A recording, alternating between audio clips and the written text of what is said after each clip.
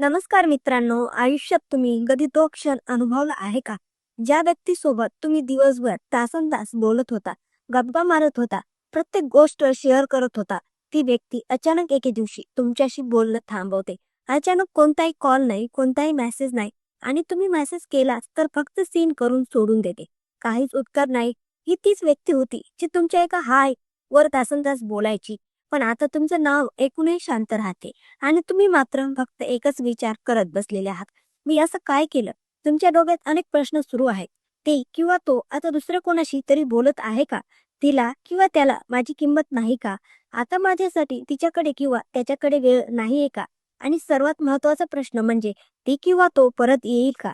या प्रश्नाचं उत्तर शोधण्यासाठी तुम्ही अस्वस्थ आहात, विचलित आहात, तुमचा आत्मविश्वास कमी होत चालला आहे, तुमची ऊर्जा संपत चालली आहे. लक्षात ठेवा मित्रांनो, तुम्ही एकटे नाही आहात.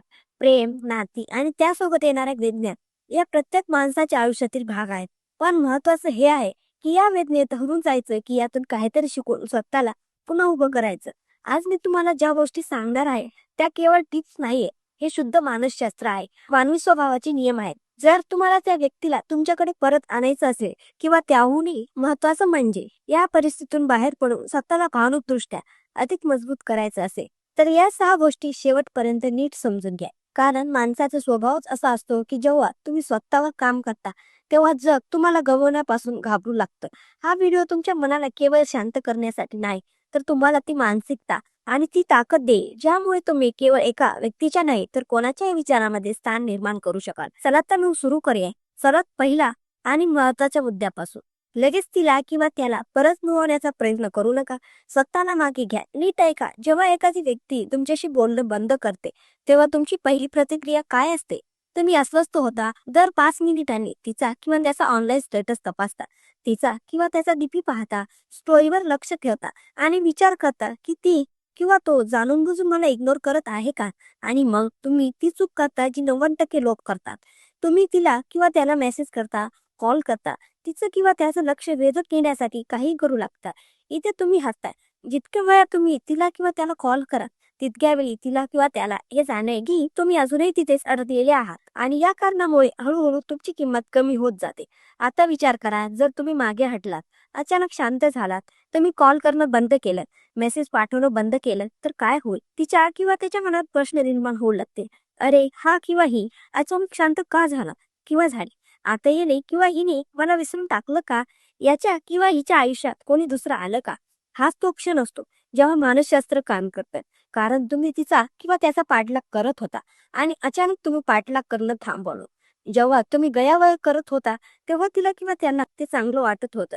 पण जेव्हा ती गयावया अचानक ऐकून येणे बंद होतं, तेव्हा ती विचार करू लागते, हे मागे हटणं फक्त शारीरिक नसतं, ते मानसिक आणि भावनिक स्तरावरही व्हायला पाहिजे. म्हणजे तिला किंवा त्याला सोशल मीडियावर पाहणं बंद करा, जुने मेसेज वाचणं बंद करा, ऑनलाईन येण्याची वाट पाहू नका.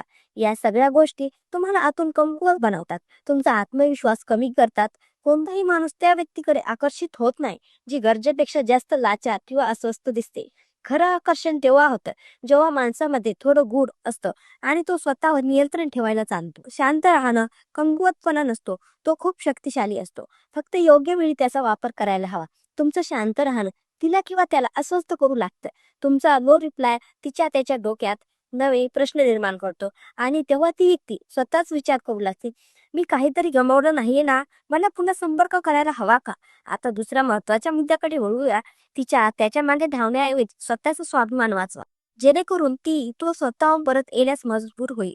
जेव्हा कोणी तुम्हाला दुर्लक्षित करू लागते, बोलणं बंद करते आणि तुम्ही तरीही वारंवार मेसेज कॉल करता, तेव्हा तुम्ही खरं तर काय करत असता? तुम्ही हळूहळू स्वतःचा स्वाभिमान गमावत असता. लोक सर्वात मोठी चूक ही करतात की ते फक्त त्याच व्यक्तीबद्दल विचार करत राहतात. ती तो दुसऱ्या कोणाशी तर बोलत नाही ना? मला माझी आठवण येत नाहीये का? ती व्यक्ती जी कधी काळी तुमच्यासाठी सर्व काही होती, आता तुम्हाला महत्व देत नाही आणि तरीही तुम्ही तिला त्याला मनवण्याचा प्रयत्न करत आहात. ज्या व्यक्तीने तुमच्या महत्वाचं दुर्लक्ष केलं, तिला त्याला तुम्ही हे दाखवू इच्छिता की तुमची स्वतःची काही किंमत नाही. आता जरा उलट विचार करा. तुम्ही पूर्णपणे शांत झालात, कोणताही खुलासा नाही, कोणतेही कारण नाही, ना फोन ना मेसेज. तेव्हा ती व्यक्ती आतून अस्वस्थ होईल. कारण तुम्ही तुमच्या शांततेतून एक गोष्ट स्पष्ट केली. मी त्याच गोष्टीला महत्त्व देतो, जी माझ्या स्वाभिमानाला योग्य आहे. हीच गोष्ट त्याच्या डोक्यात घर करून बसेल. जेव्हा कोणी तुम्हाला सोडून जातं, तेव्हा त्याच्या आत इगो तयार होतो. त्याला वाटतं की ही मला मनवेलच. ही माझ्याशिवाय राहू शकणार नाही. पण जर तुम्ही उलट्या दिशेने चाललात, तुमच्या स्वाभिमानाकडे, तुमच्या आत्मसन्मानाकडे, तर त्याचं डोकं हलेल. तुम्ही तुमच्या कामात व्यस्त असता, तुमच्या आयुष्यात पुढे जात असता. तेव्हा ती व्यक्ती विचार करते की ज्याला मी सोडून गेलो, तो आता मला पाहूनही काहीच वाटून घेत नाही. हाच त्या व्यक्तीचा सर्वात मोठा पराभव असतो. कारण त्याला स्वतःला जाणून द्या की त्याने काय गमावलं आहे. प्रेम महत्वाचं आहे, पण स्वाभिमान त्याहूनही जास्त महत्वाचा आहे. तिसरा मुद्दा, त्याला जळवण्यापेक्षा स्वतःला शांतता देण्यात सुरुवात करा. जेव्हा कोणी आपल्याला दुर्लक्षित करतो, तेव्हा मग एक विचित्र खेळ खेळू लागतं. आपण विचार करतो, त्याला दाखवतो की मी पण आनंदी आहे. एखादा फोटो टाकूया, स्टोरी लावून, जेणेकरून तो पाहिल आणि जळेल. आता जरा थांबून विचार करा. तुम्ही जे करत आहात ते खरं तर स्वतःसाठी करत आहात की फक्त त्याला जळवण्यासाठी? जर तुमच्या सर्व मेहनतीचा उद्देश फक्त दुसऱ्याला जळवणं असेल, तर तुमचं मन कधीच शांत होणार नाही. तुम्ही दिवसभर बाहेरून हसा आणि रात्री एकटे बसून विचार करत राहाल. खरी शांतता तेव्हा येते, जेव्हा तुम्ही त्या सगळ्या गोष्टी करायला लागता, ज्या तुमच्या मनाला चांगल्या वाटतात. दुसऱ्या कोणाला तरी दाखवण्यासाठी नाही. एखादं पुस्तक वाचा, संगीत ऐका, मोबाईलशिवाय फिरायला निघा, स्वतःसाठी काहीतरी शिका. याच गोष्टी तुमच्या मनाला खरी शांती देतात. जेव्हा तुम्ही आतून खऱ्या अर्थाने आनंद अनुभवू लागता, तेव्हा तुम्हाला दिखावा करण्याची गरज नसते. आणि हीच गोष्ट त्याला आतून हलवून टाकते. कारण त्याला वाटायला लागतं की ज्याला मी सोडून गेलो, तो आता खरंच ठीक झाला आहे. मी काही चूक तर नाही ना केली. लक्षात ठेवा, दिखावा फक्त समोरच्याला धक्का देतो, पण खरा बदल तुम्हाला शांतता आणि ताकद देतो. तुम्ही जितके शांत राहाल, समोरची व्यक्ती तितकीच अस्वस्थ होईल. आता आपण चौथ्या मुद्द्यावर वळूया. त्या व्यक्तीला शिक्षा देऊ नका, फक्त त्याला विसरून जा. हीच सर्वात मोठी शिक्षा असते. जेव्हा एखादी व्यक्ती तुम्हाला सोडून देते, बोलणं बंद करते, तेव्हा आतून एक राग येतो. मन करतं की मी पण याला तेच दुःख देऊ जे याने मला दिलं. पण सत्य हे आहे की ज्याला तुम्ही शिक्षा देऊ इच्छिता, तोपर्यंत त्रासलेला ही होणार नाही, जोपर्यंत ती तुमच्या मनात जिवंत राहील. खरं तर तुम्ही जितका जास्त त्याच्याबद्दल विचार करता, तितकीच तो तुमच्यावर वर्चस्व गाजवते. तुम्ही त्याला त्रास देण्याचा विचारात स्वतःचं डोकं जाळून घेत आहात. दुसरा मार्ग काय आहे? समजा तुम्ही त्याला आठवण बंद केलं.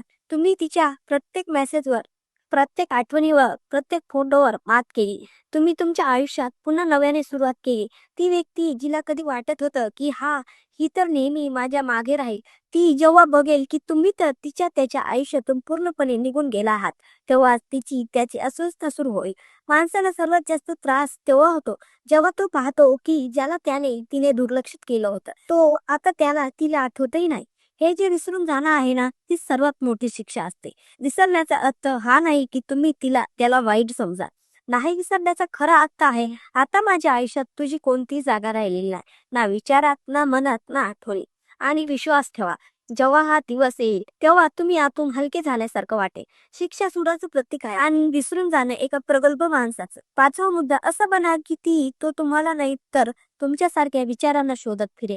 या जगात लाखो लोक दररोज कोणापासून तरी दूर होतात, पण सत्य हे आहे की बहुतेक लोक एखाद्या व्यक्तीला नाही, तर त्या व्यक्तीशी जोडलेल्या भावनांना, फिलिंगला मिस करतात. आता विचार करा, जर ती व्यक्ती तुम्हाला सोडून गेली असेल, तर कदाचित ती तुमच्या असण्याला नाही, तर तुमच्या विचारांना, बोलण्याच्या पद्धतीला, साथ देण्याच्या स्वभावाला आणि आपलेपणाला मिस करेल. तुम्हाला स्वतःला या स्तरावर आणायचं आहे की तुमची बोलण्याची पद्धत मजबूत होईल, तुमची विचार करण्याची पद्धत इतरांपेक्षा चांगली होईल. तुमच्यासोबत वेळ घालून कोणताही माणूस स्वतःला समजूतदार, शांत आणि सक्षम वाटेल. तिला असं जाणवलं पाहिजे की मी एका सामान्य माणसाला नाही, तर एका विचाराला, एका जाणीवेला गमावला आहे. विचार तयार होतात दररोजच्या लहान सहान गोष्टीमधून. जेव्हा तुम्ही रागात असतानाही कोणाचा अपमान करत नाही, जेव्हा तुम्ही स्वतः तुटलेले असूनही दुसरे कोणाला तरी सांभाळू शकता, याच गोष्टी तुमच्या विचारांना मोठं बनवतात. जर तुम्ही असा माणूस बनला जो दिखाव्याने नाही तर खोलवर जोडला जातो, जो प्रत्येकाच्या मनात आपली एक ओळख सोडून, तर ती व्यक्ती जी निघून गेली तिला पश्चाताप होणार नाही का? ती विचार करत राहील, कुठे मिळेल असा माणूस, कोण देईल तसा आपलेपणा. लक्षात ठेवा, लोक कोणत्याही चेहऱ्याला नाही, तर त्या चेहऱ्यामागे दडलेल्या भावनांना आठवण ठेवतात. म्हणूनच जर तुम्ही तुमच्या भावनांना खरं, स्वच्छ आणि मजबूत बनवलं, तर एक दिवस ती व्यक्ती स्वतःहून आपली चूक जाणवेल. आणि शेवटचा 6वा मुद्दा आहे, म्हणजे स्वतःवर विश्वास ठेवा आणि स्वतःच्या प्रगतीला प्राधान्य द्या.